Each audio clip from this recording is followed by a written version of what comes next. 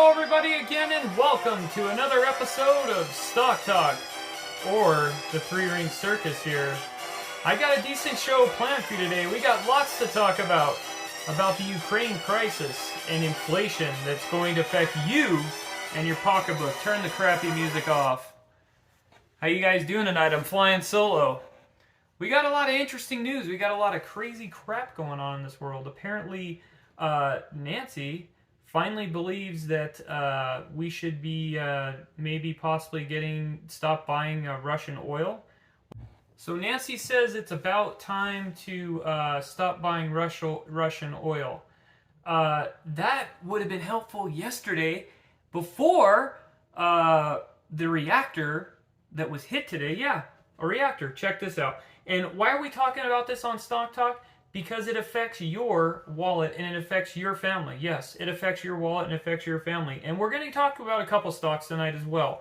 It looks like Russian tanks set reactor at Europe's biggest atomic power plant on fire. President Zelensky accuses Putin of nuclear terror after shelling blaze starts at a unit housing radioactive material, sparking fears of a disaster 10 times larger than Chernobyl. Guys, this is not good.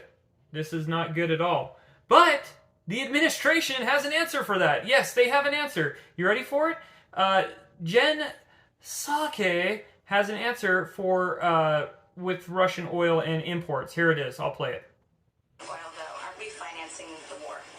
Well, Jackie, again, it's only about 10% of what we're importing. Just 10%. I've not made any announcement about any. The reactor's on fire. But our objective here and our focus is... Yeah, it could melt down anytime, but it's just only 10%. They're going to focus on that. They're going to get that shut down. Yeah, everything's okay. The American people. We're good.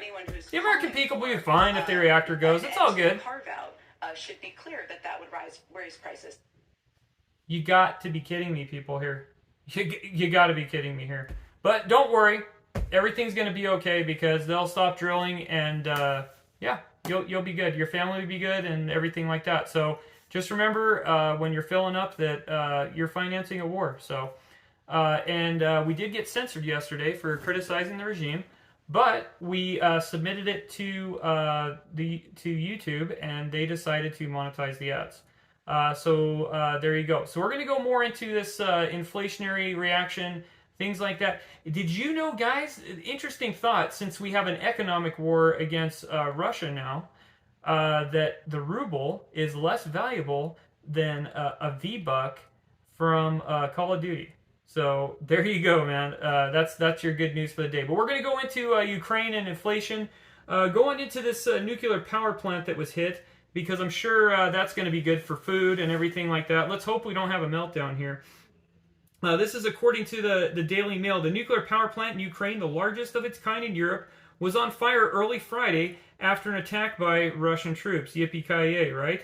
The mayor of the nearby town said that there is fierce fighting between local forces and Russian troops, and said online that there have been casualties and giving the details. Earlier, Ukraine authorities reported that Russian troops were stepping up efforts to seize the plant that have entered the town with tanks. As a result of continuous enemy shelling with buildings and units of largest nuclear power plant, so it's the largest nuclear power plant on the earth. But it's all good. We're still going to keep on buying Russian oil, you know. Even though the Speaker of the House that's actually agreeing with the Republican Party, she says to stop buying the oil. Don't worry, the green energy deals and things like that, we're still going to be buying oil. And hey, maybe we'll have Fallout coming out, you know. It's a clown world, so everybody needs Fallout, right? So it looks like the nuclear power plant is on fire, and you can check out on the Telegram channel citing what they called a threat to world security. You freaking think? This is what you get when you don't take charge and you're swimming in oil here and you're swimming in natural gas. You have the Saudi Arabia of natural gas in Pennsylvania, and you have these freaking morons that are still financing this guy's operation, and innocent civilians are getting killed. And hey, now we can have fallout falling all throughout the world. But yeah, let's just keep on buying their oil, man. And you know what? We'll still pay for it. We'll still pay the gas prices. I'm on one tonight because this is just simply ridiculous. Okay, so they go on and say that the real threat of nuclear danger is the biggest atomic energy station in Europe. He said that on Ukrainian television that shells were falling directly on the Zaporizhzhia plant, but the reactor was on fire and renovation and not operating. Firefighters cannot get near the fire because they are being shot at. So don't let the firefighters out there, because the Russians are shooting at the firefighters too, you know, so can't get the fire out there. But yeah, keep on buying Russian oil. It's all good. Live feed of the station showed a line of military vehicles firing at the buildings at the nuclear power plant, causing the flames. And if you want to see it, you can check it out on Twitter or check it out on the Daily Mail here. It's causing flames and breaking out the site, sparking fears of radiation disaster in the national current under the invasion by armed Russian forces. In response to the attack, Ukraine President Zelensky accused Russia of nuclear terror. Yeah, so keep on buying Russian oil, though, right? The UN Security Council meeting coming hours from Downing Street said the UK would raise the issue immediately with Russia. Yeah, you better raise it quick. And you guys all better quit buying the oil and natural gas that you keep on doing. See, there's this little thing that they didn't tell you guys about. They messed up the Russian people's currency, but they actually didn't stop buying the oil. They said they stopped buying the oil and the natural gas, but they kept on buying the oil. But they're doing these little tit-for-tat things. Everybody needs to start producing their own stuff now to stop the madness before we don't have the planet anymore. Okay? You want to care about green energy? Stop this freaking war that's going on over there. As the chaotic scene unfolded, Kiev told the official Associated Press elevated threat levels of radiation detected near the site of the plant. A plant spokesman said that they remain normal levels, and Ukraine's 24/7 channel quoted the plant's director saying the radiation security has been secured. The Ukrainian Atomic Energy Ministry said one of the 6 generating units at the plant has been struck by the Russian fire, and 6 nuclear reactors produce almost a quarter of Ukraine's power. Official reports of Ukrainian troops were blocking the emergency services reaching the blaze in the unit, a total house radioactive material, but local media later said that firefighters are now working out to extinguish it. So let's hope that it, they're worried that it's going to melt down. Possibility. 10 times worse than Chernobyl. That's not good. So, hopefully everything will be okay, and, they get this situation. I decided that some of the stocks they were going to talk about, we weren't going to talk about them. We were short on some people tonight to do the show. We hope to have a better show next week.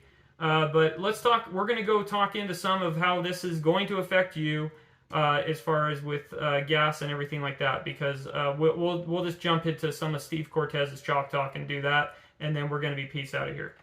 Okay, guys, so we're going to listen real quick to some comical news by MSDNC here, courtesy of the War Room and MSDNC, over as far as interest rates getting ready to rise here. Of course, they're going to do that, and like I told you guys before, with this crisis and with inflation, this is just going to cause a dumpster fire. So let's listen to a little clip here real quick.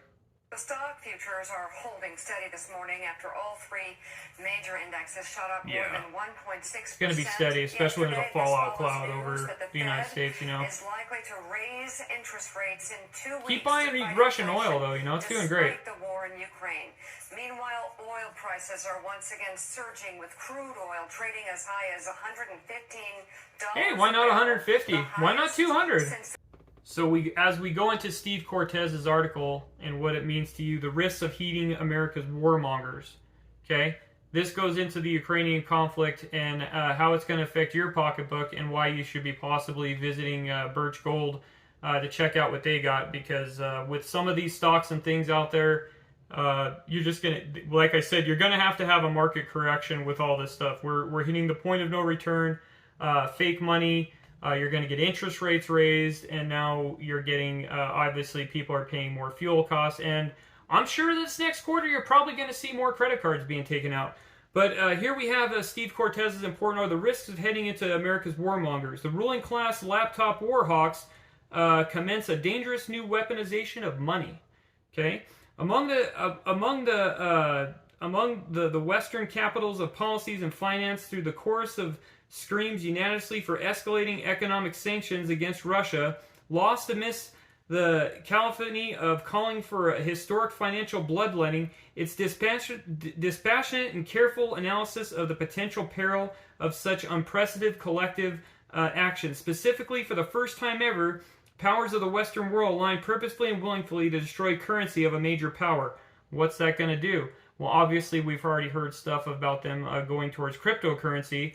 They're going underground. They're hurting the Russian people, but like I said, they're still buying this Russian oil, and that's why Putin's continuing to drop bombs and things like that. For some reason, which some of us know and some of it's speculation, we're not going to speculate what because we don't know, but they keep on letting this oil flow come in here. They could turn the tap on right now if they wanted to, but get the Keystone, keep on doing the Keystone pipeline, but we know where that goes.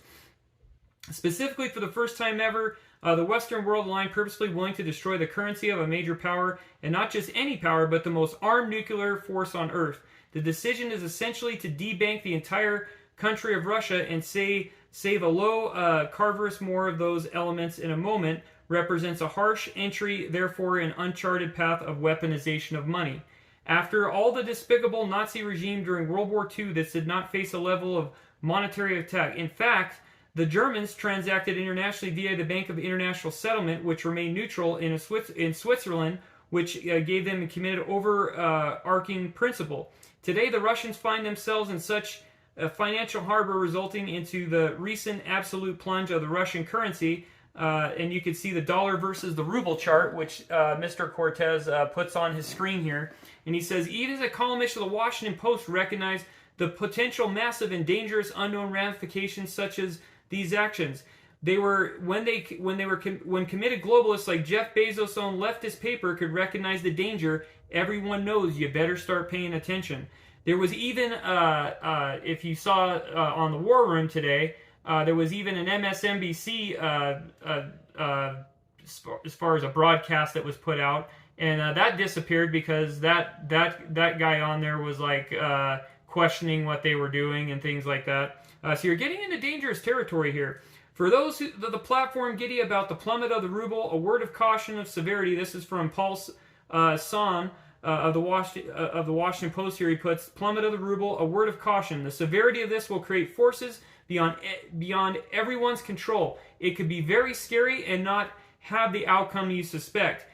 Here's the main problem of the weaponization of money, Cortes writes. It specifically immediately targets the Russian people rather than Putin. So you heard it, the Russian people rather than Vlad. The oligarchs or their war machine. So they can keep the war machine going because that's where it needs to be attacked at is the oil. The oil is the finance and the gas is the finance machine, which they are addicted to, which they keep on buying. Regular Russian citizens now find themselves suddenly forced to deal with the massive runaway inflation. And that's the thing is that, do you think they're going to do regime change there? I highly doubt it because of how much power this lunatic has.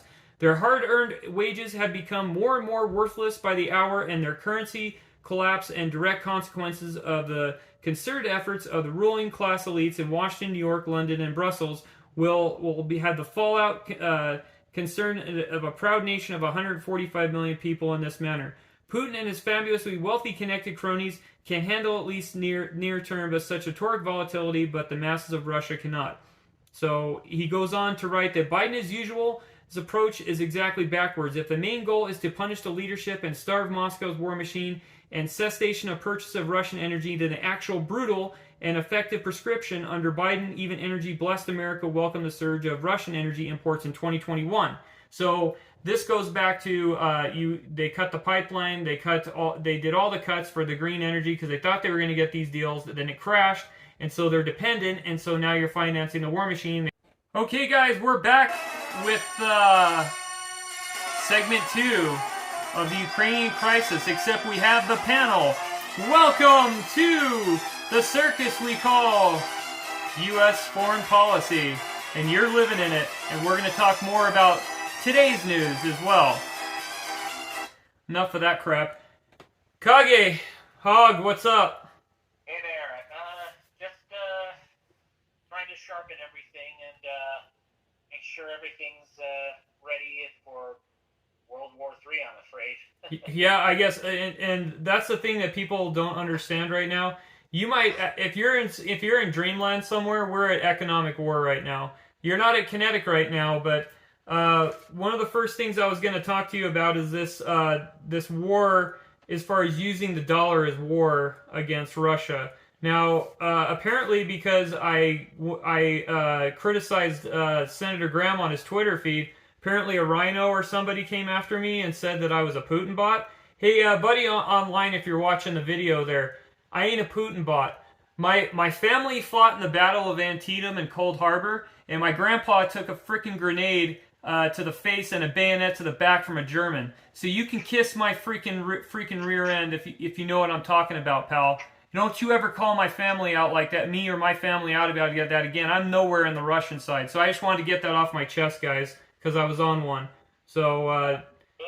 It's good to get that off your chest. And let people know you mean business. Yeah, this show's not affiliate. We're not cooler carriers for Putin. Come on, man. What do you think you're dealing with here, you freaking... that's what I guess that's why they call Twitter the cesspool of the freaking world, huh?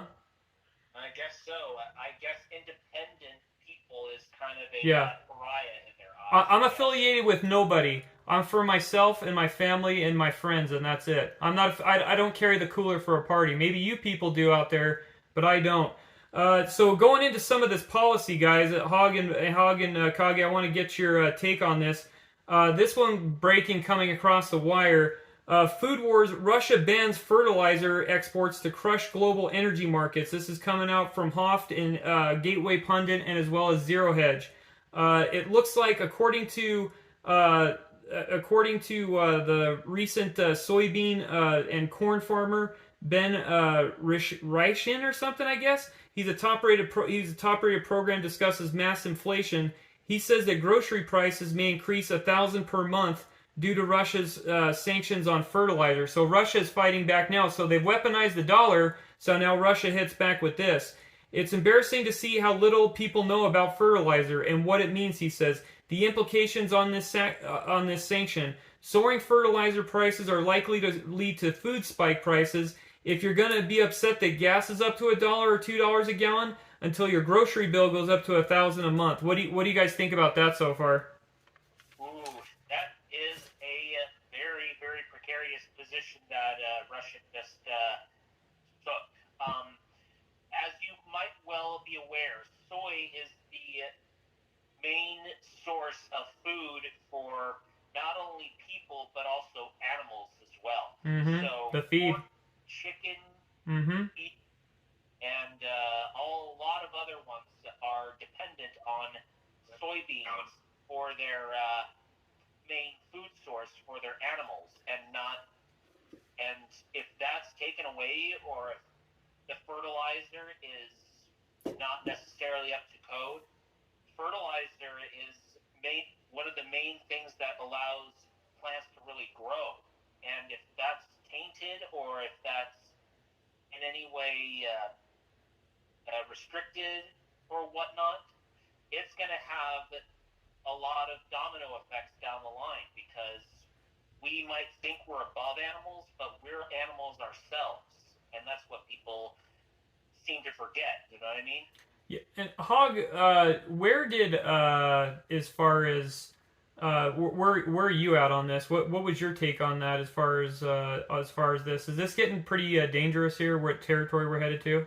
Okay, Kage. So check this out. They're making a big deal because the guy that owned the Chelsea soccer team, he sold out. They're taking away oligarchs' yachts and things like that. Do they understand that that's not going to help Putin? That the guy brings in like 200 to 300 billion a year. It's just like trying to take away someone's toy, and they can just buy another one whenever they want. I mean, like I said in the previous segment before, it's sad that you have to have Pelosi come out and say, hey, maybe we should stop buying the guy's oil. You know what I mean? That's what would solve a lot of this stuff, is that, and then de-escalate it and start peace talks immediately. Instead, guess what's happening? I didn't know if you heard this, and I think I mentioned it before, but the Air Force is deploying, there's assets, there's insider information, supposedly, rumors that the Air Force is moving more assets over to the NATO countries there, so they're escalating it. It wouldn't surprise me that they're moving assets like AC-130 planes and tanks and crates of rifles and whatnot, and men and ships to move them with. Yeah, maybe the best thing to do is have a big old freaking summit or something like that, and call freaking put a wall up or something, and divide the west from divide the thing in half or something. I don't know, because it's not worth a world war and more people getting killed, but it's somewhere it's got to stop. And the only solution I see right now is cutting off the guy's oil, so nobody buys oil at all. I absolutely think that if we cut off their oil, eventually everything is going to grind down to a screaming halt. So, do you think that Biden needs to go to the American people and discuss this with the American people? Because he's weaponized the dollar now, and they're going in for regime change on Putin. But I think he should have explained that before that they've done that, because what's happening now is that the Russian people obviously are suffering, but the oligarchs and Putin, they're not suffering at all from this. Putin just keeps on going, and the other thing that's suffering out there is media. There's tons of fake stories out there, so you have a big population of people there's all these different stories twirling around. Nobody believes anything anymore. Everybody's just all over the place. You got fake stories, real stories, this story, and you got so many conspiracy theories out there. Nobody knows what's going on. You know what I'm saying? Absolutely. The fog of war and the lack of truth being the first casualty of war. It's happened over and over again. And as far as Biden is concerned, with him asking the American people, I don't think he's capable of actually facing the American people after everything he's done. Yeah, well, someone needs to write a speech or something and explain to people what's going on, because people don't understand. They're going to understand now at the grocery store too, all around the world about this, as far as that the prices are going to go up on groceries now because of the fertilizer and everything. Because you got two goofballs that need to come to the table and talk, and they're just not talking. They're just two stubborn goofballs, and it's like. Everybody else is all caught in the middle, and then you got the hawks out there. Now you got Kingsinger flapping his gums, parroting Lindsey Graham, and it's just like we got a bunch of buffoons as politicians, man. This is probably, Kage, the worst Congress we've ever had. I would have to say, wouldn't you? Would you agree upon that? I wish we lost Hogg during the boot and everything like that, but this is probably the worst Congress we've ever had. As much as I hate to admit it, I think you're correct. This possible. I have not seen anything like this happen before, with government being so detached from the people that they're meant to serve. No, there's no leadership at all. The world and the people just are tired of it. Yeah, I think a lot of them are tired of it, and they are seeking new leaders amongst their midst that will basically uphold their values and basically strike down the ones that are not conducive to their country and how country was originally intended to function. And the world as well is tired of it. You're seeing broadcasts all over the world where people are just tired of this and tired of our leadership acting like a bunch of buffoons. We look like morons all around the world, but these guys, you guys on Twitter, you guys can keep on projecting and carrying the cooler for these guys, because you're just carrying a sinking ship.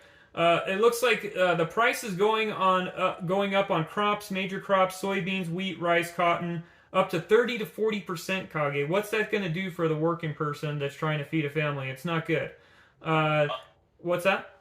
Yeah, it's going to be like detrimental in almost every way to the average person who's just trying to put food on the table, basically. If you think gas going up $1 or $2 is bad, wait till your grocery bill goes up $100,000. Yeah. Or more. Yeah, I mean, you got nitrogen prices are 3 times from the left crop, and when they put in phosphorus and potassium, that's doubled there. It's way bad there. So we'll have to see how some of this plays out. But he has to go discuss about regime change and the weaponization of the dollar, and a lot of people here have to stop carrying the cooler for people and start uniting as Americans and start speaking up and stuff like that instead of taking sides. So, because there's not a good side here. Okay. There's just someone has to step up and be a freaking leader. So and the misinformation has to stop. But that's pretty much what I had to say for the rest of the video.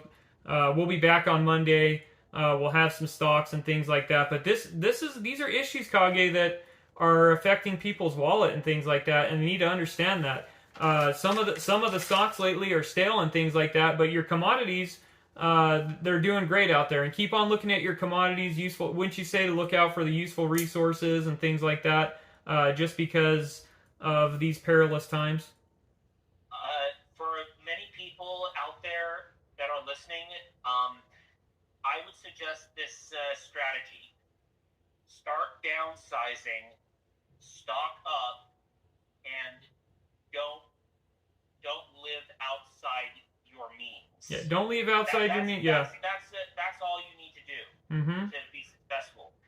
Downsize, live within your means, and stock up for just in case. Yeah, be prepared, because this isn't a good situation, guys, at all. So we hope you enjoyed the broadcast. We like to bring a little funny stuff to you there.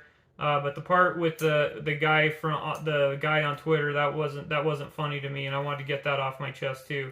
But be here, be nowhere next week. Thanks to all the subscribers that support us. We really appreciate it. Thank you for bringing us past the 2,400 mark, 2,415. We're making our way to 2,500, and you guys are helping grow in this channel, and we highly appreciate it, don't we, Kage? Yeah, and absolutely. Thank you very much for everyone who contributed and for all your support. Yep, and don't make it a dog show. And good night now!